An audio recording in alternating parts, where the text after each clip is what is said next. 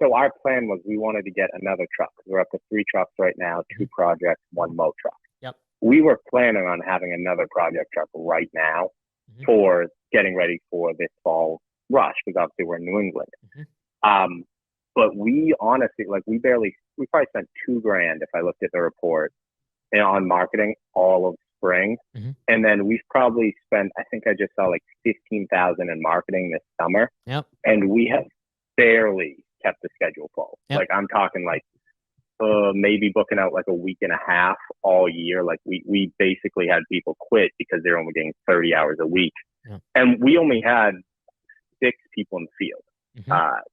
Now, do you think that's a marketing issue? We need to fix our marketing. Do you think, is that normal? We've just never dealt with, like, this is our first time, crazy that I don't talk having 6 workers.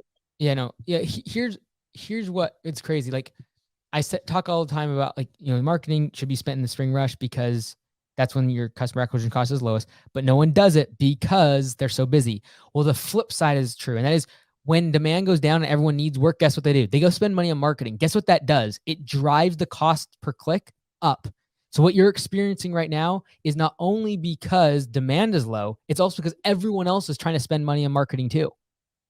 And so the solution to that problem is spend the money in during the spring rush, but book out projects way out in the future and only focus on the recurring work during the spring rush, so you can actually capitalize on that recurring work the rest of the year and let the projects be booked out way off into the future. There are people that do projects that are booked out 6 to 12 months. And so anything that can wait during spring rush needs to be pushed off, so that instead of spending $2,000 during that time, you spend $15,000 during that time. That will triple or quadruple the results you have for the business if you spend that $15,000 during the spring rush. The reason you don't is because you're so busy. The thing is, what you can do is move off everything that is not time sensitive during the spring rush.